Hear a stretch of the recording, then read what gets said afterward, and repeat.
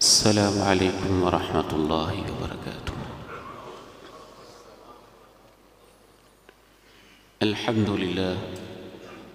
الحمد لله نحمده ونستعينه ونستغفره ونعوذ بالله من شرور أنفسنا ومن سيئات أعمالنا.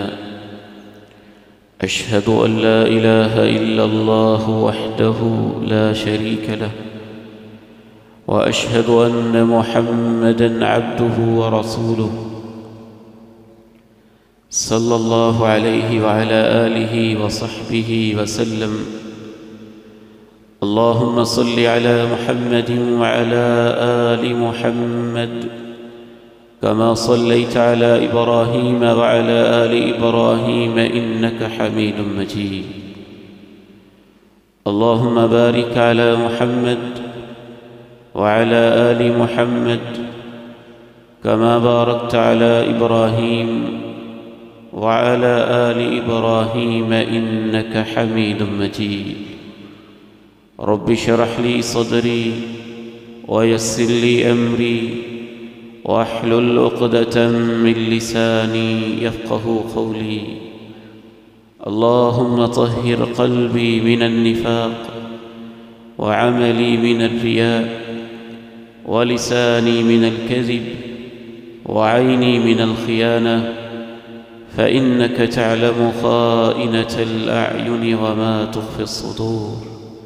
سبحانك لا علم لنا إلا ما علمتنا إنك أنت العليم الحكيم.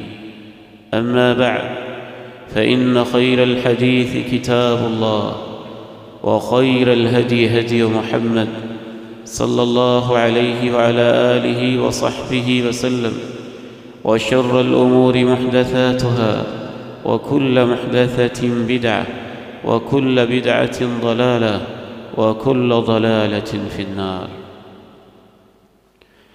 أعوذ بالله السميع العليم من الشيطان الرجيم، من همزه ونفخه ونفثه.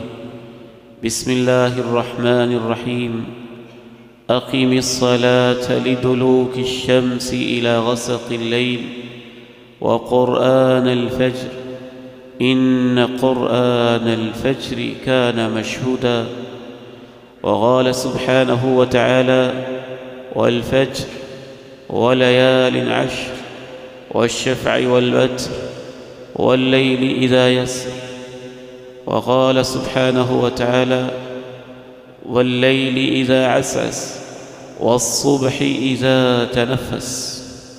وقال سبحانه وتعالى: إن في اختلاف الليل والنهار.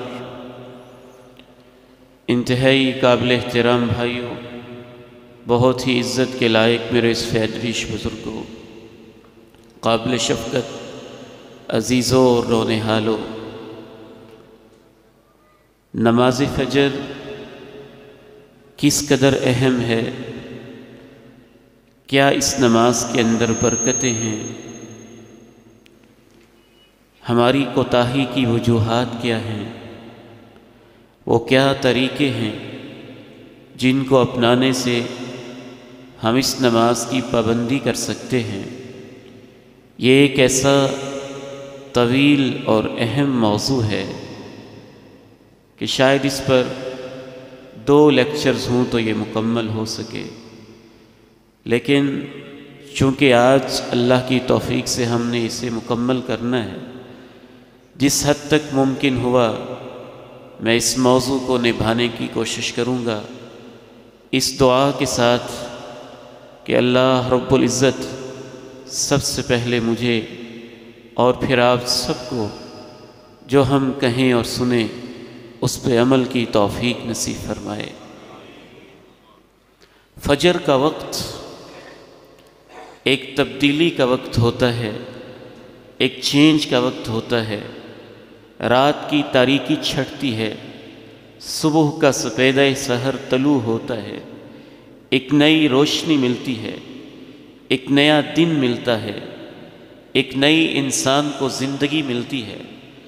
رسول اللہ صلی اللہ علیہ وسلم نے جو کچھ فرمایا اور قرآن مجید میں جو کچھ بیان ہوا اس لحاظ سے دن اور رات کے عدل بدل کو اللہ رب العزت نے اپنی بہت بڑی نشانی قرار دیا ہے۔ اس کائنات میں لاکھوں نہیں، کروڑوں نہیں، اربوں کے حساب سے ستارے اور سیارے پائے جاتے ہیں۔ ان میں سے کچھ ہماری زمین سے 12 لاکھ گنا بڑے، کچھ 90 کروڑ گنا بڑے، کچھ اربوں گنا بڑے، کچھ سورج سے بھی بڑے۔ وہ اس کائنات کا ہر وقت چکر لگاتے رہتے ہیں۔ کل فی فلک یسبحون، ان میں سے ایک سٹار جسے ہم سورج کے نام سے یاد کرتے ہیں، ہماری زمین سے جو 12 لاکھ گنا بڑا ہے اور تقریباً 9 کروڑ میل کے فاصلے پہ اللہ رب العزت نے اس کو رکھا ہے۔ زمین موجودہ سائنس کے مطابق اللہ جانتا ہے حقیقت کیا ہے، صرف سبق کے لیے عرض کر رہا ہوں کہ اس سے ایک نصیحت کا پیغام ملتا ہے۔ چکر لگاتی ہے سورج کے گرد 24 گھنٹے میں، اس کا اپنے مدار کے اندر ایک چکر پورا ہوتا ہے۔ جب یہ سورج کے سامنے ہوتی ہے تو زمین کا جو حصہ اس کے سامنے ہو وہاں پہ دن رونما ہو جاتا ہے، جو اس کی بیک پہ ہو وہاں رات محسوس ہوتی ہے۔ اللہ رب العزت نے انسانوں سے 2 ٹوک کہا، قل ارأیتم ان جعل اللہ علیکم اللیل سرمدا الى یوم القیامہ من یأتیکم بضیاء من الہ غیر اللہ یأتیکم بضیاء افلا تسمعون۔ دنیا جہاں کے انسانوں، دن کی روشنی میں اٹھ کے کاروبار کرنے والوں، اپنے بزنس، اپنی اعظم مارکیٹ کے اندر تشریف لا کر اپنے پیٹ کا اور اپنے بچوں کے پیٹ کا انتظام کرنے والوں اور میری دی ہوئی دن کی روشنیوں سے فائدہ اٹھانے والوں، اللہ کہتے ہیں مجھے ایک سوال کا جواب تو دو۔ قل ارأیتم ان جعل اللہ علیکم اللیل سرمدا الى یوم القیامہ، اگر اللہ کا یہ ارادہ ہو جائے کہ میں نے تمہیں دن نصیب نہیں کرنا ہے اور قیامت تک کے لیے اندھیروں میں اور رات کی تاریکیوں میں ہی رکھنا ہے، من الہ غیر اللہ یأتیکم بضیاء، میں تمہیں چیلنج کر کے کہتا ہوں بتاؤ تو صحیح اللہ کے علاوہ کون سا تمہارا معبود ہوگا جو تمہیں رات کی بجائے دن کی نعمت نصیب کرے گا۔ افلا تسمعون، تمہیں کیا ہو گیا سنتے کیوں نہیں؟ تمہیں کیا ہو گیا سنتے کیوں نہیں؟ کیا سمجھانے کے انداز ہیں رب تعالیٰ کے۔ دیکھیے جدید دور کے لوگوں کے ذہن میں خواہ مخواہ شیطان نے وسوسہ پیدا کیا۔ ایک نیچرل سسٹم ہے، قدرتی نظام ہے، نیچر کا ایک لا ہے، اس کے مطابق دن آ رہا ہے، رات آ رہا ہے۔ سورج تو ایک بے جان مخلوق ہے، چاند تو ایک بے جان مخلوق ہے، نہ اس کے اندر عقل نہ ہماری طرح کا شعور۔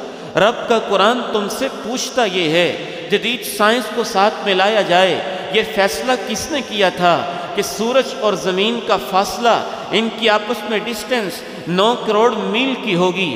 اگر یہ فاصلہ زیادہ ہو جاتا، تمہاری اس زمین کے اوپر اس قدر ٹیمپریچر بڑھ جاتا کہ چند ہفتوں کے اندر تمہاری لاشیں جل بھن کے رہ جاتی، تمہاری فصلیں تباہ و برباد ہو جاتی۔ اگر یہ فاصلہ کم ہوتا تو ٹیمپریچر زیادہ ہو جاتا، اگر یہ فاصلہ زیادہ ہوتا تو یہاں پر ایسے برفانی تودے کہ تمہاری لاشیں چند ہفتوں کے اندر برف کے پہاڑوں کے نیچے دب کے رہ جاتی، تم ان کو تلاش نہ کر پاتے۔ پھر زمین کے چکر کے انداز کس نے متعین کیے کہ 24 گھنٹے کے اندر اس کا ایک سائیکل، اس کا ایک چکر مکمل ہوگا؟ پھر آپ یہ بھی ذرا بتاتے چلے جائیے کہ سارے کے سارے نظام کس نے بتائے جب سے اس نے بنائے؟ لَلشَّمْسُ يَنبَغِي لَهَا أَن تُدْرِكَ الْقَمَرَ وَلَا اللَّيْلُ سَابِقُ النَّهَارِ، یہ رب کے فیصلے تھے۔ اس نے سورج سے کہا ایسے چکر لگاؤ، چاند سے کہا ایسے تیر کے دکھاؤ، زمین سے کہا ایسے چل کے دکھاؤ اور ایسے گردش کر کے دکھاؤ۔ سب کے سب آسمانوں کو، ستاروں کو، سیاروں کو ایک ضابطے کا اس رب تعالیٰ نے پابند بنا دیا۔ ان انسانوں کو دن اور رات دینے کے لیے اب رب تعالیٰ کہتے ہیں اس میں میری عظمت، میری قدرت کی نشانی ہے، اگر میں چاہوں ہمیشہ رات رہے اور تمہیں صبح کی روشنیاں نصیب نہ ہوں۔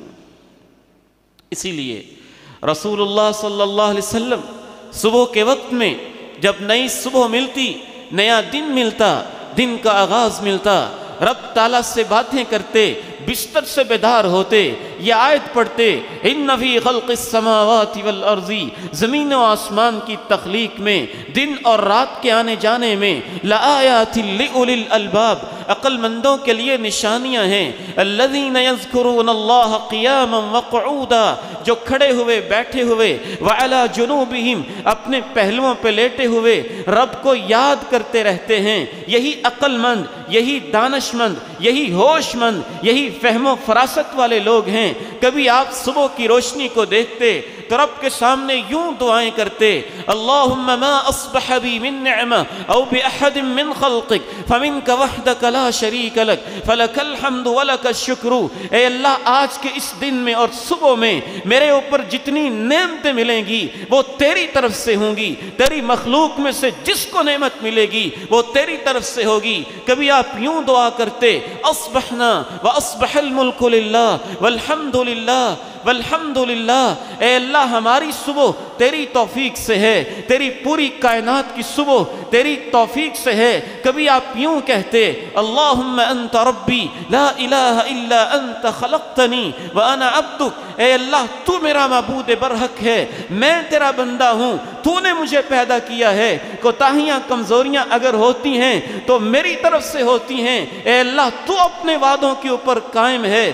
صبح کے وقت میں رب تعالیٰ نے قرآن مجید میں متعدد مقامات پہ کہا، یا ایہا الذین آمنوا اذکروا اللہ ذکرا کثیرا، اے ایمان والو کثرت سے اللہ کو یاد کرو، لیکن بالخصوص وسبحوہ بکرۃ واصیلا، صبح کے وقت اور شام کے وقت خصوصی اس کی تسبیح بیان کیا کرو۔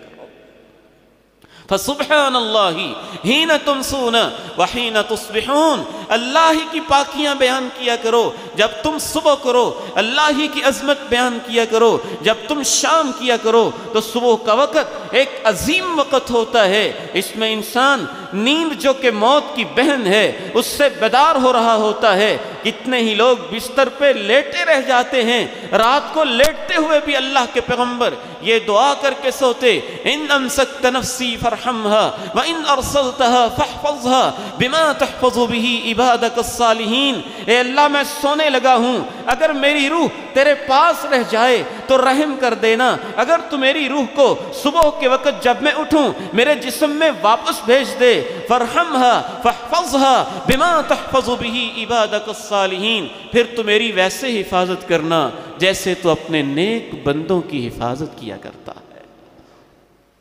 سب سے پہلی خصوصیت اس وقت کے اندر یہی ہے کہ ایک تبدیلی کا وقت ہوتا ہے، زندگی کا نیا دن مل رہا ہوتا ہے، نئی صبح مل رہی ہوتی ہے۔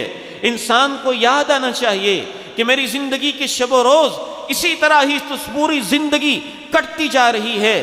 دوسری خصوصیت اس وقت کے اندر اللہ رب العزت نے یہ رکھی، اقم الصلاۃ لدلوک الشمس الی غسق اللیل وقرآن الفجر ان قرآن الفجر کان مشہودا، نماز قائم کیا کرو اس وقت جب سورج ڈھلنے لگتا ہے، اس وقت سے لے کے اس وقت تک جب رات چھانے لگتی ہے، اس میں ظہر کی نماز، عصر کی نماز، مغرب کی نماز، عشاء کی نماز آئی، اور آگے خصوصی طور پہ کہا وَقُرْآنَ الْفَجْرِ إِنَّ قُرْآنَ الْفَجْرِ كَانَ مَشْهُودًا، فجر کی نماز بالخصوص اس کو قائم کیا کرو، ان قرآن الفجر کان مشہودا، فجر کی نماز کے اندر اللہ کی طرف سے فرشتے بھی حاضر ہوتے ہیں۔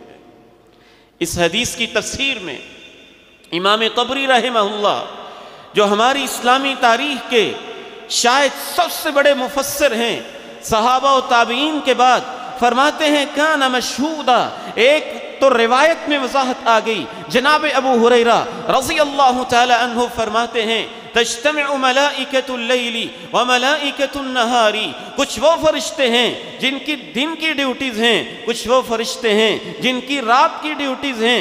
فجر کے وقت میں وہ فرشتے رات والے بھی دین والے بھی اکٹھے ہو جاتے ہیں، نماز کو سنتے ہیں، قرآن کو سنتے ہیں، تلاوت کو سنتے ہیں۔ امام طبری رحمہ اللہ نے تو حد کر دی، تفسیر طبری میں اس آیت کی تفسیر میں لکھا دن کے فرشتے بھی نماز میں پڑھے جانے والے قرآن کو سنتے ہیں، رات کے فرشتے بھی سنتے ہیں، اور خود رب کریم بھی آسمان دنیا پہ تشریف لا کے اس قرات کو سن رہے ہوتے۔ کان مشہودا تشہدہ ملائکۃ اللیل وملائکۃ النہار ویشہدہ اللہ سبحانہ وتعالی۔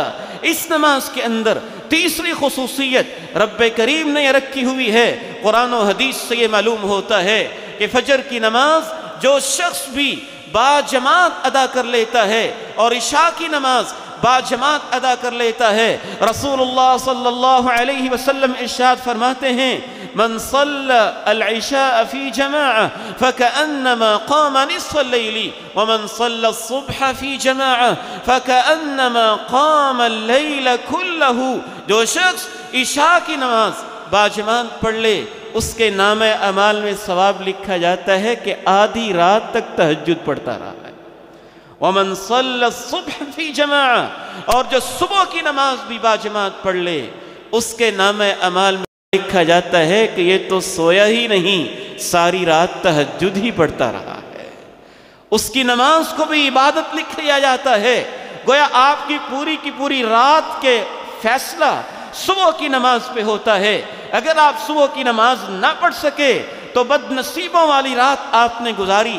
اگر آپ نے صبح کی نماز جماعت کے ساتھ ادا کر لی تو آپ سوئے بھی رہے، خراٹے بھی بھرتے رہے، پھر بھی اللہ رب العزت فرماتے ہیں کہ یہ تو ساری رات تہجد پڑھتا رہا ہے۔ چوتھی خصوصیت صبح کی نماز کے اندر رب تعالیٰ نے یہ رکھی ہوئی ہے کہ صبح کی نماز صرف ایک نماز نہیں ہے، بلکہ صبح کی نماز کی بنیاد پہ آپ کے پورے دن کا فیصلہ ہوتا ہے۔ آپ اپنی زندگی کا جائزہ لیں، اپنے اعمال کا جائزہ لیں، اپنی روٹین کا جائزہ لیں، اپنے دنوں کا جائزہ لیں۔ اگر آپ کی صبح کا آغاز نماز کے ساتھ ہوا، عبادت کے ساتھ ہوا، ذکر اذکار کے ساتھ ہوا، صبح اٹھ کے رب کے سامنے ناک سے لکیریں کھینچنے اور پیشانی کو ٹیکنے کے ساتھ آنسوں اور رب سے دعاؤں کے ساتھ ہوا، تو فیصلہ کر لیں کہ آج کا دن اچھا گزرے گا۔ اگر صبح کا آپ کا وقت نیند میں گزر گیا، نماز سے محروم ہو گئے، تو فیصلہ ہو گیا کہ سارا دن بد نصیبی والا ہے، محرومی والا ہے، برکتوں سے خالی ہے۔ رسول اللہ صلی اللہ علیہ وسلم ارشاد فرماتے ہیں یعقد الشیطان علی قافیۃ رأس احدکم ثلاث عقد، جب رات کو تم سونے لگتے ہو تو ہر انسان کی گدی کے اوپر، صحیح بخاری اور مسلم کی حدیث ہے، کونین کے تاجدار آمنہ کے لال علیہ السلام فرماتے ہیں کہ شیطان 3 گرہ لگاتا ہے، ہر گرہ دیتے ہوئے وہ اپنا ایک شیطانی وظیفہ بھی پڑھتا ہے۔ علیک لیل طویل فرقد، بڑی لمبی رات ہے، لمبی تان کے سو جاؤ۔ پھر دوسری گرہ لگاتا ہے، پھر وہ یہ وظیفہ شیطانی پڑھتا ہے، علیک لیل طویل فرقد، بڑی لمبی رات ہے، لمبی تان کے گھوڑے بیچ کے سو جاؤ، کوئی فکر نہ کرو۔ پھر تیسری گرہ لگاتا ہے، پھر ایسے کہتا ہے۔ رسول اللہ صلی اللہ علیہ وسلم ارشاد فرماتے ہیں فَإِنِ اسْتَيْقَظَ وَذَكَرَ اللَّهَ، اگر صبح کے وقت انسان بیدار ہو جائے اور بیدار ہوتے ہی اللہ کو یاد کر لے، اللہ کا ذکر کر لے، انحلت عقدہ، تو شیطانی گرہ کھل جاتی ہے۔ وَإِن تَوَضَّأَ، اور اگر وضو کر لے، انحلت عقدہ، دوسری گرہ کھل جاتی ہے۔ فَإِن صَلَّى، اگر نماز بھی پڑھ لے، انحلت عقدہ، تیسری گرہ بھی کھل جاتی ہے۔ جب تینوں شیطانی گرہیں کھل جاتی ہیں پھر کیا ہوتا ہے؟ اصبح طیب النفس نشیطا، پورے کا پورا اس کا دن پاکیزہ گزرے گا اور چاق و چوبند اور چستی کے اندر گزرے گا۔ یہ اللہ کے پیغمبر کا فیصلہ ہے کہ اس میں ایسی نشاط، ایسی قوت آئے گی، ایسی طاقت آئے گی، جسمانی طور پر بھی اور روحانی طور پر بھی۔ دو لفظ آپ نے استعمال کیے. طیب النفس کا تعلق آپ کی سپرٹ کے ساتھ ہے. سائیکولوجیکلی، نفسیاتی، اسپریچولی، روحانی طور پر طیب، پاکیزہ خیالات، پاکیزہ سوچ اس کے اندر دن بھر صبح کی نماز کی برکت کی وجہ سے موجود رہے گی. دوسرا لفظ آپ نے استعمال کیا نشیطہ، اس کا تعلق آپ کی فزیک اور آپ کے جسم اور آپ کی باڈی کے ساتھ ہے کہ فزیکلی بھی اس کا سارا دن چستی میں، طاقت میں، نشاط میں، قوت میں گزرے گا. پانچویں خصوصیت، رسول اللہ صلی اللہ علیہ وسلم کی احادیث مبارکہ سے یہ معلوم ہوتا ہے کہ فجر کے وقت میں رب تعالیٰ نے خاص برکت رکھی ہوئی ہے. اسی شخص کو نصیب ہوتی ہے جو فجر کے وقت بیدار ہوتا ہے، نماز پڑھتا ہے، وضو کرتا ہے، رب کے سامنے سجدے کرتا ہے. آپ نے اپنی امت کے لیے دعا کی، اللہم بارک لے امتی فی بکورہا. سنن ابی داؤد میں حضرت صخر الغامدی رضی اللہ تعالی عنہ و ارضاہ بیان کرتے ہیں کہ اللہ کے پاک پیغمبر علیہ السلام نے دعا کی، اے اللہ میری یہ دعا ہے میری امت کے صبح کے وقت میں برکت پیدا فرما دے.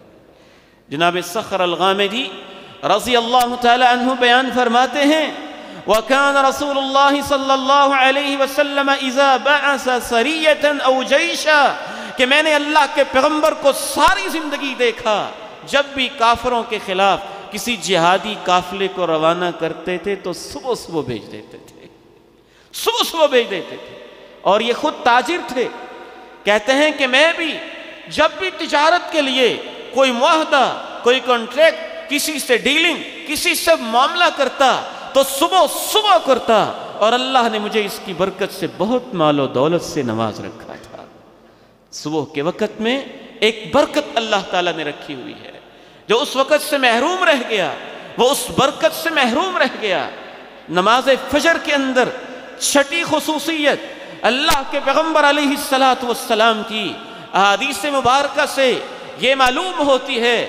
رسول اللہ صلی اللہ علیہ وسلم ارشاد فرماتے ہیں من صلی الصبح فی جماعہ فہو فی ذمت اللہ فلا يطلبنکم اللہ من ذمتہ بشیء. جو صبح کی نماز پڑھ لیتا ہے اللہ کا اس کے ساتھ وعدہ ہے کہ وہ اللہ کی حفاظت میں آ جاتا ہے.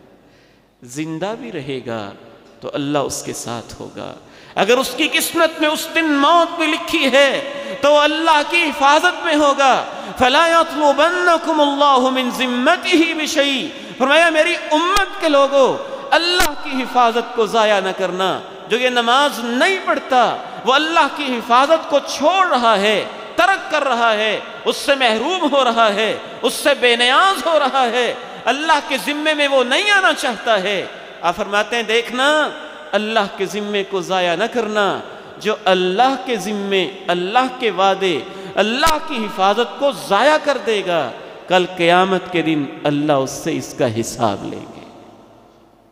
دو مطلب محدثین نے بیان کیے کہ اللہ کی حفاظت کو ضائع کرنے کا کیا مطلب ہے.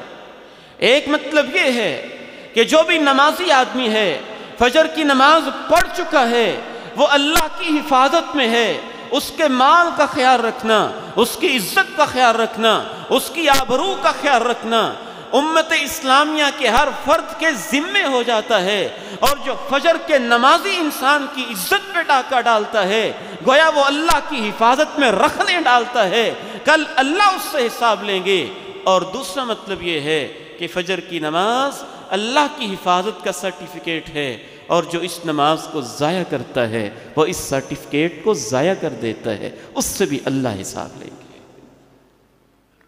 ساتویں خصوصیت، فجر کی نماز میں رسول اللہ صلی اللہ علیہ وسلم ایک اور حدیث مبارکہ میں ارشاد فرماتے ہیں کہ یہ جو فجر کی نماز ہے، پہلے نماز عصر کے حوالے سے آپ نے حدیث سن رکھی ہے. کونین کے تاجدار آمنہ کے لال علیہ السلام ارشاد فرماتے ہیں کہ جو شخص ایک وہ نماز جو طلوع آفتاب سے پہلے ہے یعنی فجر کی نماز، اور ایک وہ نماز جو غروب آفتاب سے پہلے ہے یعنی عصر کی نماز، لن یلج النار احد صلی قبل طلوع الشمس وقبل غروبها، جو ان دو نمازوں کی حفاظت کر لیتا ہے اللہ کا اس کے ساتھ وعدہ ہے کہ اسے جہنم کی آگ سے محفوظ فرمائے گا۔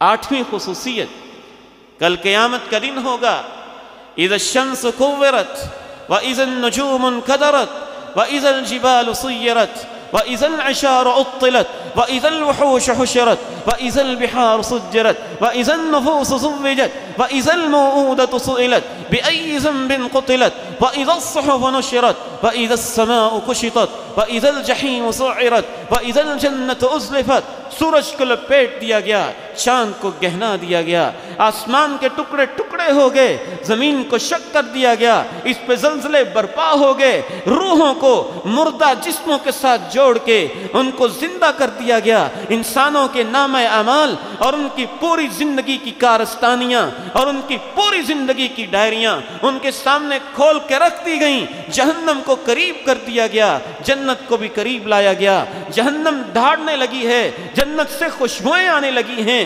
کونین کے تاجدار آمنہ کے لال ارشاد فرماتے ہیں کہ جب سب کچھ بے نور ہو جائے گا، ہر انسان کے پاس اپنے ایمان کے مطابق نور ہوگا۔ آپ ارشاد فرماتے ہیں بشر المشائین فی الظلم الی المساجد بالنور التام یوم القیامہ، میری امت کے وہ لوگ جو اندھیروں میں چل کے مسجدوں کی طرف آتے ہیں ان کو مبارکباد دے دو کہ کل روز محشر 50,000 سال کے لیے اللہ ان کو مکمل روشنی نصیب فرمائے گا۔ فجر کا وقت اندھیرے کا وقت ہے، چاہے آج کل سٹریٹ لائٹس لگی ہوئی ہوں، چاہے آپ روشنیوں میں آ رہے ہوں، لیکن وہ وقت اندھیرے کا ہے۔ عشاء کا وقت اندھیرے کا وقت ہے، چاہے روشنیاں موجود ہوں لیکن وہ بائی نیچر اندھیرے کا وقت ہے، اصل میں اندھیرے کا وقت ہے۔ ان دو نمازوں کی طرف جو چل کے آتے ہیں اندھیروں میں، اللہ کل قیامت کے دن ان کے لیے سارے ہی اندھیرے ختم کر دے گا۔ نویں خصوصیت اس نماز کے اندر اللہ رب العزت نے یہ رکھی ہے کہ میدان محشر میں وہ شخص جو فجر کی نماز کی حفاظت کرنے والا ہے اور عشاء کی نماز کا بھی ساتھ آپ نے تذکرہ کیا، من صلی البردین دخل الجنہ، جو دو وہ نمازیں پڑھے جو ٹھنڈے وقت میں آتی ہیں، فجر کی نماز اور عشاء کی نماز، رسول اللہ صلی اللہ علیہ وسلم ارشاد فرماتے ہیں کہ اللہ اسے اپنی جنتوں کا داخلہ نصیب فرمائے گا۔ 10ویں خصوصیت، وہ حدیث دوبارہ ذہن میں لائیے، کونین کے تاجدار آمنہ کے لال علیہ السلام تشریف فرما ہیں، 14ویں کا چاند اپنی آب و تاب کے ساتھ دکھائی دیتا ہے، صحابہ کے ذہن میں سوال آتا ہے، سوال و جواب کی نشست ہوتی ہے اور آپ اپنے صحابہ کو اس نشست میں ارشاد فرماتے ہیں جس طرح تم 14ویں کے چاند کو دیکھ رہے ہو، کل قیامت کے دن تم رب العالمین کے چہرے کا دیدار بھی ایسے ہی کرو گے۔ اس حدیث میں آپ نے کہا لیکن ان استطعتم، جتنی تمہارے اندر ہمت ہو، اللہ تغلبوا علی صلاۃ قبل طلوع الشمس وعلی صلاۃ قبل غروبها، ایک وہ نماز جو طلوع آفتاب سے پہلے ہے یعنی فجر کی نماز، اور ایک وہ نماز جو غروب آفتاب سے پہلے ہے، ایک وہ نماز اس بارے میں شکست نہ کھانا۔ امام ابن رجب رحمہ اللہ لکھتے ہیں کہ جو ان دو نمازوں کی حفاظت کرے گا بہت ممکن ہے کہ جنت میں اللہ اسے 2 مرتبہ اپنا دیدار نصیب فرمائے، اور یہ جنت کی سب سے بڑی نعمت ہوگی۔ وَلَدَيْنَا مَزِيد وَلَدَيْنَا مَزِيد وَلَدَيْنَا مَزِيد، سب سے عظیم نعمت رب العالمین کا دیدار، رب العالمین کا دیدار ہے۔ آخری خصوصیت کا تذکرہ کرتے ہوئے میں بات کو آگے بڑھاؤں گا۔ 11ویں خصوصیت فجر کی نماز کے بارے میں رسول اللہ صلی اللہ علیہ وسلم ارشاد فرماتے ہیں رکعتا الفجر خیر من الدنیا وما فیہا، اے میری امت کے لوگوں، دنیا اور دنیا کے اندر جو کچھ بھی ہے، جتنی نعمتیں ہیں، جتنی دولتیں ہیں، جتنی پراپرٹیز ہیں، جتنا سونا ہے، جتنی چاندی ہے، جتنا روپیہ پیسہ ہے، جتنی اولادیں ہیں، جتنے والدین ہیں، دنیا کے اندر جو کچھ بھی ہے، ڈائمنڈ، ہیرے، جواہرات ہیں، سب سے زیادہ اللہ کے نزدیک فجر کی نماز کی 2 سنتیں بھی سب سے قیمتی ہیں۔ اس سے بڑھ کے اور کیا بات ہو سکتی ہے؟ جس نماز کی 2 سنتیں اتنی قیمتی ہیں، اس نماز کے فرض کا کیا حال ہوگا؟ رکعت الفجر، فجر کی 2 رکعتیں۔ زیادہ تر شارحین حدیث نے اس سے مراد فجر کے فرض نہیں لیے، اکثر شارحین حدیث نے اس حدیث کی شرح میں لکھا ہے کہ اس سے مراد نماز فجر کی سنتیں۔ وہ 2 سنتیں بھی اللہ کو پوری دنیا سے، ساری کائنات سے زیادہ پیاری لگتی ہیں۔ صحابہ کرام رضوان اللہ علیہم اجمعین اور اسلاف کے حوالے سے ایسی باتیں ہیں نماز فجر کے حوالے سے کہ انسان حیران اور ششدر رہ جاتا ہے۔ اب ذرا 4 سزائیں بھی سن لیجئے، 11 فضیلتیں اور ایک لحاظ سے وہ 12 بن گئیں، اور 4 عذاب اور سزائیں نماز فجر سے محروم رہنے والے انسان کے لیے۔ سب سے پہلی سزا یہ ہے، جو نماز فجر سے محروم رہ جاتا ہے وہ یہ نہ سمجھے کہ اعظم مارکیٹ کی مسجد اسحاق کی بدنصیبی ہے کہ اس کا ایک نمازی کم ہو گیا، وہاں کے خطیب و امام کی بدنصیبی ہے کہ اس کا ایک نمازی کم ہو گیا۔ سب سے پہلے فکر کرنے کی بات یہ ہے کہ کوئی تم نے ایسا گناہ کیا ہے کہ آج صبح اللہ نے تمہیں اپنے سامنے کھڑا کرنا پسند نہیں کیا ہے، تم پہ رب ناراض ہے کسی وجہ سے، کوئی ناراضی ہے اس کی کہ اس نے تمہیں آنے نہیں دیا اپنے گھر میں، کوئی گناہ تم نے ایسا کیا ہے کہ اس نے آج صبح کے برکت کے وقت میں تمہیں غفلتوں میں رکھا، شیطان کے شکنجوں میں رکھا، شیطان کی زنجیروں میں رکھا، اپنے سامنے اس نے تمہیں آنے نہیں دیا، تم کامیابی کے راستوں پہ چل نہیں سکے، حی علی الصلاۃ حی علی الفلاح کی آوازیں سن کے تم سوئے ہی رہ گئے۔ امام حسن بصری رحمہ اللہ کے پاس یہ کیسے امام تھے جنہوں نے اپنی صبحیں، دوپہریں، شامیں اور راتیں دین کے لیے وقف کی تھیں۔ پوچھنے والا آ کے پوچھتا ہے، میں اپنے وضو کا لوٹا بھی رات کو بھر کے رکھتا ہوں کہ صبح اٹھوں گا، ارادہ بھی ہوتا ہے صبح اٹھوں گا، لیکن پھر بھی آنکھ نہیں کھلتی ہے، وجہ کیا ہے؟ امام حسن بصری رحمہ اللہ نے ایک ہی جواب دیا، کہا قیدت کا ذنوبک، جب تو اٹھنے لگتا ہے تیرے گناہ تیرے پاؤں کی زنجیر بن جاتے ہیں، وہ نہیں تجھے آنے دیتے، وہ نہیں آنے دیتے، وہ نہیں اٹھنے دیتے۔ امام سفیان ثوری رحمہ اللہ تعالی فرماتے ہیں کہ میری زندگی میں بد نصیب میرے 5 مہینے ایسے گزرے کہ میں صبح کے وقت اٹھ نہیں سکا، وجہ صرف ایک گناہ تھی۔ میں سوچتا رہا اللہ میری کیا بد نصیبی ہے، ان 5 مہینوں کے اندر میں صبح تہجد کے وقت کیوں نہیں اٹھ سکا ہوں، برکت کے وقت میں سویا کیوں رہ گیا۔ جب میں نے غور کیا مجھے سمجھ آئی ایک بندہ رو رو کے دعائیں کر رہا تھا، میں نے کہا بڑا ریاکار دکھلاوا کرنے والا ہے۔ اس دن سے لے کر 5 ماہ تک اللہ نے مجھے صبح اٹھنے نہیں دیا۔ سمجھ آ گئی مجھے کہ میں نے کتنا غلط جملہ کہا تھا، کتنی غلط بات کہی تھی۔ اس لیے فکر اپنی کیجئے، اپنی اولادوں کی کیجئے کہ کوئی گناہ ہے ہمارے اندر، کمزوریاں ہیں ہمارے اندر، کہ صبح کے وقت اللہ ہمیں اپنے سامنے کھڑا نہ ہونے دے اور اپنے سامنے حاضری کی توفیق نہ دے، تو فکر مند ہو جائیں کہ کون سے گناہ ہیں کہ جب میں اٹھنے لگتا ہوں میرے پاؤں کی زنجیر بن جاتے ہیں، مجھے پابند سلاسل کر دیتے ہیں، مجھے بوجھل کر کے رکھ دیتے ہیں۔ اور یاد رکھیے اگر آپ نے اس کی فکر نہ کی تو دوسری سزا دنیا کے اندر یہ ملے گی کہ آہستہ آہستہ آپ کا دل منافق ہو جائے گا۔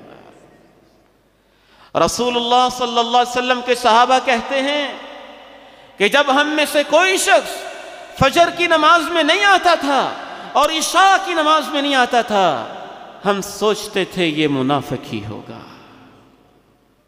کوئی بھی منافق کے علاوہ فجر اور عشاء کی نماز سے پیچھے نہیں رہتا تھا، یہ اندھیرے کی نمازیں ہوتی تھیں۔ اگر آپ نے یہ فکر بھی نہ کی، ایک تو ہے کہ نماز رہ گئی، اور پھر فکر بھی نہ ہوئی کہ کیوں رہ گئی، تو پھر آہستہ آہستہ آپ منافقت کے اندر قدم رکھیں گے، منافقوں والی نشانیاں آپ کے اندر آتی چلی جائیں گی، آتی چلی جائیں گی۔ تیسری سزا یہ ہوگی، جو فجر کی نماز سے انسان رہ جاتا ہے، اس کی تیسری سزا پہلے بھی حدیث کے پہلے حصے میں آپ سن چکے ہیں۔ آمنہ کے لال نے ارشاد فرمایا کہ شیطان 3 گرہ لگاتا ہے۔ اگر آدمی صبح اٹھے، ذکر کرے، وضو کرے، نماز پڑھے، کھل جاتی ہیں۔ اگر وہ یہ کام نہ کرے تو کیا ہوتا ہے؟ اصبح خبیث النفس کسلانا، اس کا سارا دن خباثت میں گزرے گا۔ اندیشہ ہے کہ اس کی صبح خباثت میں گزری ہے، بعد میں بھی کہیں ایسا ہی معاملہ نہ ہو، کسلانا، اور سارا دن وہ سست رہے گا۔ نیکی کے کاموں میں، خیر کے کاموں میں، بھلائی کے کاموں میں، اللہ کو راضی کرنے کے کاموں میں۔ چوتھی سزا، رسول اللہ صلی اللہ علیہ وسلم کے سامنے ایک شخص کا تذکرہ کیا جاتا ہے، صحیح بخاری اور مسلم کی حدیث ہے، اور ہمارا اس کے اوپر ایمان ہے۔ ذکر عند النبی صلی اللہ علیہ وسلم رجل، اللہ کے پیغمبر کے سامنے ایک شخص کا تذکرہ کیا گیا، نام عن صلاۃ الفجر، فجر کی نماز سے سویا رہ گیا۔ کونین کے تاجدار آمنہ کے لال علیہ السلام نے اگر یہ الفاظ نہ کہے ہوتے، میں کہنے کی کبھی جرت نہ کرتا۔ یہ آپ کے الفاظ ہیں، ان کو کہنا ہمارا ایمان اور اس منبر رسول کی ذمہ داری کا تقاضا ہے۔ کسی کو ناگوار گزرتے ہیں تو وہ اپنی اصلاح کرے، کسی کو اچھے نہیں لگتے ہیں تو اپنے دل کا جائزہ لے۔ ہم تو کہیں گے اللہ کے پیغمبر نے ارشاد فرمایا، وہ ایسا شخص ہے بال الشیطان فی اذنیہ، اس کے کانوں میں شیطان نے پیشاب کیا ہے، اور ہمارا اس پر ایمان ہے۔ اور یاد رکھیے، میں اس حدیث میں جب غور کرتا ہوں نا، یہ صحیح بخاری اور مسلم کی متفق علیہ حدیث ہے، جس پہ پوری امت کا اتفاق ہے کہ اس کے اندر کہے ہوئے اللہ کے پیغمبر کی کہی ہوئی باتیں ہیں۔ کہا وہ جو فجر کی نماز سے رہ گیا، شیطان نے اس کے کانوں میں پیشاب کیا ہے۔ چاہے وہ اپنے آپ کو جتنا پاکیزہ سمجھے، جتنا بڑا افسر سمجھے، جتنا بڑا کوالیفائڈ سمجھے، جتنا بڑا پولیٹیشین سمجھے، جتنا بڑا بزنس مین سمجھے، جتنا بڑا وڈیرا اور جگیردار اور سرمایہ دار سمجھے، جو مرضی سمجھتا رہے، آمنہ کے لال کا فیصلہ ہے کہ شیطان کو اس کے گندے ترین دماغ اور کان نظر آئے تھے پیشاب کرنے کے لیے۔ اتنی گندگی کے بھرا ہوا انسان ہے کہ اس شیطان نے اپنی غلاظت کے لیے، غلاظت شیطان خود کتنا پلید ہے، اور اس کی غلاظت کے لیے جو جگہ ہے وہ کس قدر پلید ہوگی اور کس قدر ناپاک ہوگی۔ ایک اور بات بھی سمجھتے چلے جائیے، بالعموم کچھ دوست آتے ہیں، دم کرتے ہیں جی علماء کے پاس، سستی کاہلی سی رہتی ہے، جسم میں دردیں، کمزوری سی رہتی ہے، جی آپ ٹیسٹ کروائیں، ٹیسٹ تو کروائیں ہیں، کلیئر ہیں۔ بچوں کو یہ مسئلہ ہے، بیٹی کو یہ مسئلہ ہے، بہن کو مسئلہ ہے، بیوی کو یہ مسئلہ ہے، جی آپ ٹیسٹ کروائیں۔ لیبارٹری کا دور ہے، آئی ٹی کا دور ہے، میڈیکل سائنس اور ریسرچ کا دور ہے، جا کے ٹیسٹ کروائیں۔ کہتے ہیں جی ٹیسٹ تو سارے کلیئر ہیں، ڈاکٹر کہتے ہیں کوئی مسئلہ نہیں ہے۔ سمجھ لیجئے، وہ بیماریاں، وہ سستی، وہ کاہلی، وہ کمزوری، وہ سارے کی ساری ڈیزیز جو آپ کی لیبارٹری کے ٹیسٹ میں نہیں آ رہی، ڈاکٹروں کو سمجھ نہیں آ رہی، پھر دوبارہ رک کے جائزہ لیں، کہیں آپ فجر کی نماز تو نہیں چھوڑتے ہیں۔ جس جسم کے اوپر شیطان روزانہ پیشاب کرتا ہو، وہ بیماریوں سے محفوظ کیسے رہے گا؟ وہ تکلیفوں اور دکھوں سے محفوظ کیسے رہے گا؟ ایک آخری سزا، 5ویں سزا فجر کی نماز چھوڑنے والے کے لیے کونین کے تاجدار آمنہ کے لال علیہ الصلاۃ والسلام کو دکھایا گیا، خواب کے اندر منظر دکھایا گیا۔ ایک شخص لیٹا ہوا ہے، ورجل آخر ایک اور شخص ہے، قائم علیہ اس کے سر کے اوپر کھڑا ہوا ہے اور اس کے ہاتھ میں پتھر ہے، وہ پتھر کو پکڑتا ہے، اس کے سر کے اوپر دے مارتا ہے اور اس کو کچومر بنا کے رکھ دیتا ہے، وہ بالکل بکھرا بکھرا منتشر سا ہو جاتا ہے۔ آپ پوچھتے ہیں یہ کون ہے جس کو اتنی سزائیں دی جا رہی ہیں؟ جواب دیا جاتا ہے یہ جو شخص سویا ہوا ہے یہ وہ شخص ہے جس نے قرآن حاصل کیا پھر اس کو چھوڑ دیا، اور یہ وہ شخص ہے نام عن الصلاۃ الفریضہ جو فرض نماز کے وقت سویا رہا تھا۔ اب قیامت تک 50,000 سال تک کے لیے اس کو یہی سزا دی جائے گی۔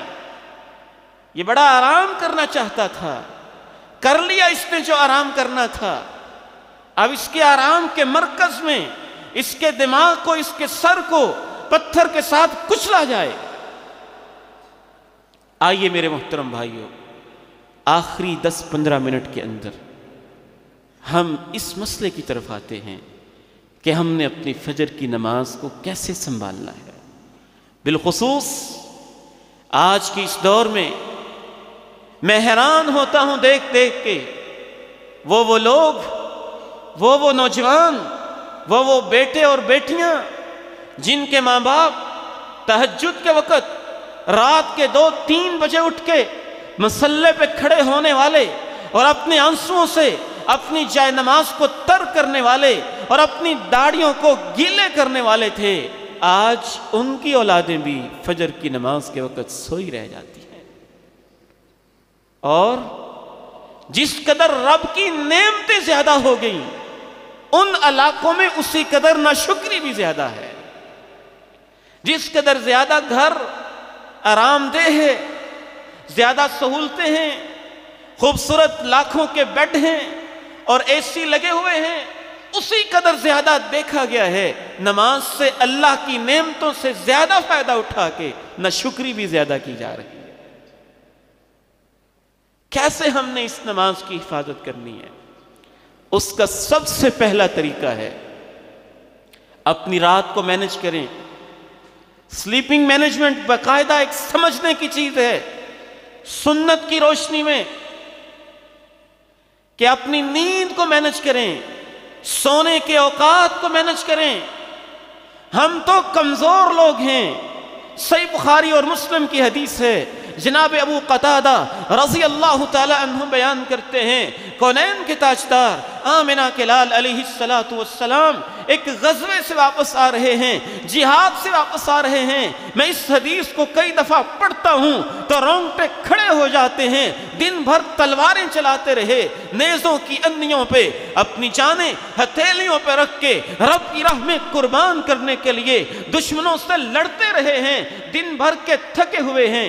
رات یہ جہادی قافلہ واپس آ رہا ہے۔ جناب ابو قتادہ کہتے ہیں اللہ کے پیغمبر علیہ السلام کو اونگ آتی ہے، اس قدر شدید اونگ آتی ہے، مجھے محسوس ہوا کہ اونٹ کے اوپر گھوڑے کی پیٹھ پہ بیٹھے بیٹھے کہیں آپ نیچے نہ گر جائیں، میں آپ کے قریب ہو کر، آپ کے قریب ہو کے آپ کو یوں سہارا دیتا ہوں۔ اللہ کے پیغمبر پوچھتے ہیں ابو قتادہ کب سے ایسے کر رہے ہو؟ میں عرض کرتا ہوں بڑی دیر سے ایسے کر رہا ہوں۔ کبھی تو آپ کو اتنی اونگ آتی ہے کہ آپ کا سر مبارک بالکل اپنی سواری اور جانور کے ساتھ جا کے لگ جاتا ہے۔ اس اونگ کی حالت میں بھی جناب ابو ہریرہ بیان کرتے ہیں ہم اللہ کے پیغمبر سے کہتے ہیں اس قدر زیادہ مشقت ہو رہی ہے، کہیں ہم پڑاؤ کر لیں، لیٹ جائیں، آرام کر لیں، سو نہ جائیں۔ اللہ کے پیغمبر کہتے ہیں سو تو جائیں لیکن مجھے ڈر ہے اب سوئے تو فجر کی نماز نہ رہ جائے۔ اس وقت میں سو گئے تو فجر کی نماز نہ رہ جائے۔ جناب ابو ہریرہ بیان کرتے ہیں سیدنا بلال رضی اللہ تعالیٰ عنہ کہتے ہیں اے اللہ کے پیغمبر آپ آرام کیجئے، فجر کے وقت بیدار میں کر دوں گا، میں جاگتا رہوں گا، پہرا دوں گا اور سب کو بیدار کر دوں گا۔ سب سے پہلا مسئلہ ہماری رات کا مسئلہ ہے۔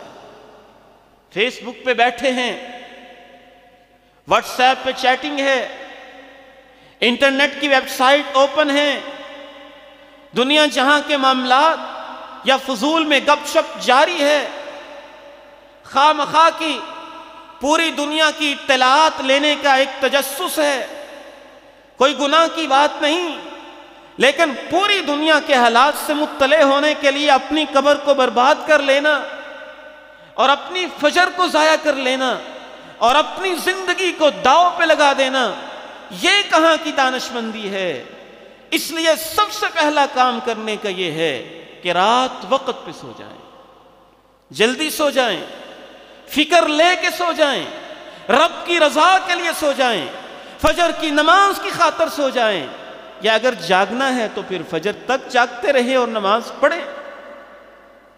میں نے ایسے بھی نوجوان دیکھے، چھوٹا سا امتحان ہے ایف ایس سی کا، بی ایس کا، ایم ایس سی کا، ایم بی بی ایس کا، اور وہ ہاسٹل کے اندر رہنے والے نوجوان رات کے 2 بجے تک 3 بجے تک سٹڈی کر رہے ہیں، اور ان کی زندگی کا شیڈیول ہے کہ آخر صبح امتحان دینا ہے، اور جب عین اللہ عرش سے آسمان دنیا پہ تشریف لا کے کہہ رہے ہیں آؤ کوئی مانگنے والا ہے میں اس کو دے دوں، تو اس وقت سو جاتے ہیں۔ بڑے شہروں میں تو اب رات کے فنکشن 2 بجے تک چلیں گے، 1 بجے تک چلیں گے، اور سب لوگ صبح کے وقت اس طرح سوئے رہ جاتے ہیں۔ اللہ کے پیغمبر کی وہ حدیث یاد آنے لگ جاتی ہے، حمار بالنہار وجیفۃ باللیل۔ وہ اللہ کو لوگ بڑے ناپسند ہیں جو دنیا کے تو بڑے چالاک و چوبند ہوشیار اور دنیا کے بڑے ایکسپرٹ ہیں، آخرت کے بارے میں غافل ہیں۔ جب دن ہوتا ہے تو گدھے کی طرح جتے رہتے ہیں، جب رات ہوتی ہے تو مردوں کی طرح سو جاتے ہیں۔ یہ سوچ کے سوتے ہی نہیں کہ صبح کے وقت اٹھنا ہے۔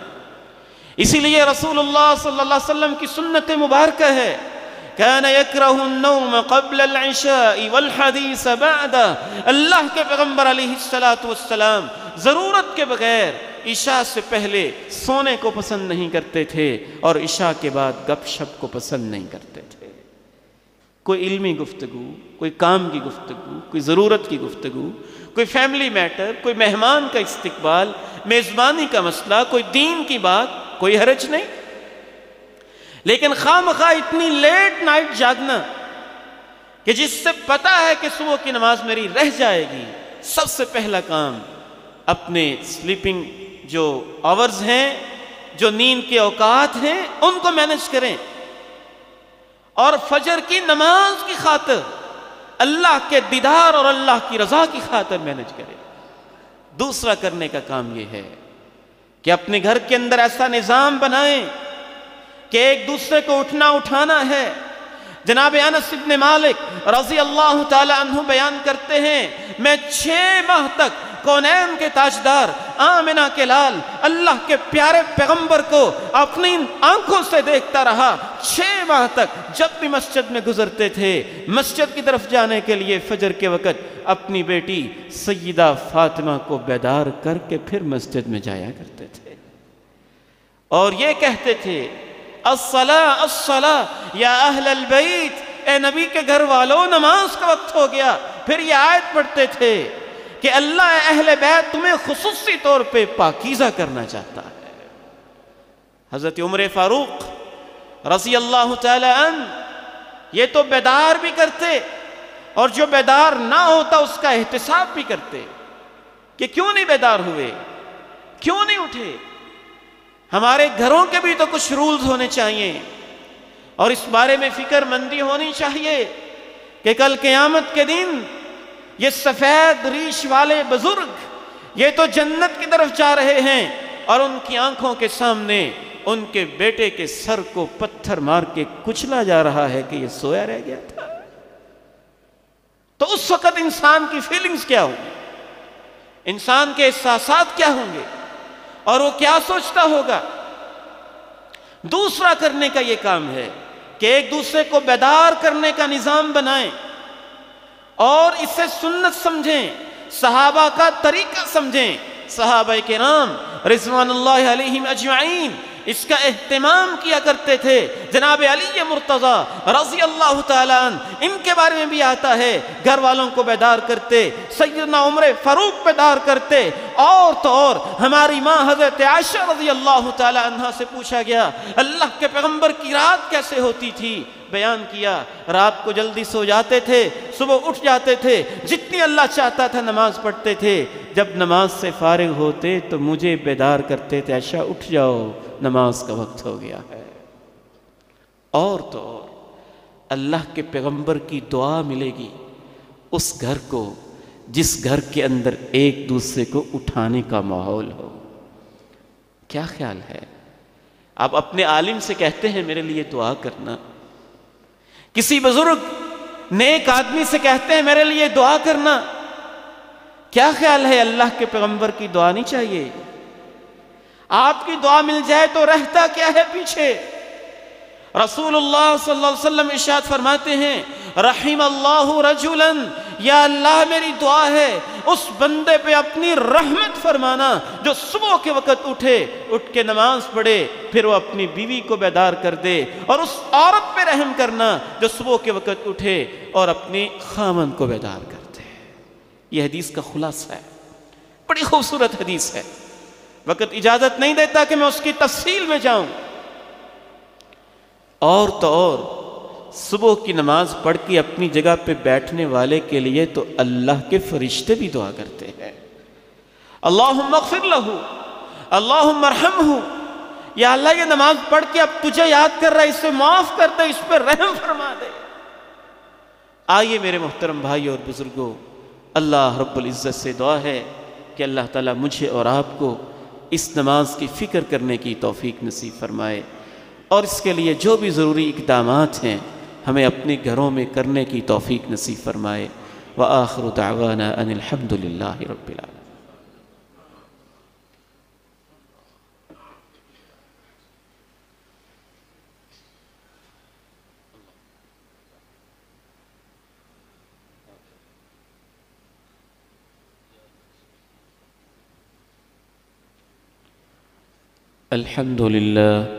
الحمد لله نحمده ونستعينه ونستغفره ونعوذ بالله من شرور أنفسنا ومن سيئات أعمالنا، أشهد أن لا إله إلا الله وحده لا شريك له، وأشهد أن محمدًا عبده ورسوله صلى الله عليه وعلى آله وصحبه وسلم. أما بعد، فإن خير الحديث كتاب الله، وخير الهدي هدي محمد صلى الله عليه وسلم، وشر الأمور محدثاتها، وكل محدثة بدعة، وكل بدعة ضلالة، وكل ضلالة في النار۔ حضرات، یہ جو مہینہ ہم گزار رہے ہیں یہ شعبان کا مہینہ ہے۔ اس مہینے میں ہماری زندگی کا اور زندگی میں سے سال بھر کا اعمال نامہ اللہ کے سامنے پیش کیا جاتا ہے، اور رسول اللہ صلی اللہ علیہ وسلم اس مہینے کے اہتمام اور کثرت کے ساتھ نفلی روزے رکھا کرتے تھے۔ جو احباب یہ اہتمام کر سکے تو بڑی عظیم سنت ہے۔ رسول اللہ صلی اللہ علیہ وسلم ارشاد فرماتے ہیں، من صام یوما فی سبیل اللہ باعد اللہ وجہہ عن النار 70 خریفا۔ جو شخص ایک روزہ اللہ کی راہ میں یعنی نفلی رکھتا ہے، اللہ اس کے چہرے کو جہنم سے 70 سال کے فاصلے کے برابر دور کر دیتا ہے۔ اللہ تعالیٰ توفیق دے تو جن ماؤں بہنوں کے پچھلے رمضان کے روزے رہتے ہیں ان کو تاکید کریں کہ اس رمضان کے شروع ہونے سے پہلے اپنے روزوں کی قضا پوری کریں، اور کسی بیماری کی وجہ سے کسی کے روزے رہتے ہیں تو اس رمضان سے پہلے پہلے ان کی قضا پوری کر لینی چاہیے، اور جن کی قضا کا کوئی مسئلہ نہیں ہے وہ ویسے ہی اللہ کی رضا کے لیے جتنی توفیق ہو 15 شعبان سے پہلے پہلے اللہ کی راہ میں اللہ کی رضا کے لیے نفلی روزے کا اہتمام کریں، سوموار اور جمعرات کا یا ایک روزہ دو، جتنی اللہ توفیق دے رکھ لیں۔ اللہ تعالیٰ مجھے اور آپ کو توفیق نصیب فرمائے۔ اللہم صلی علی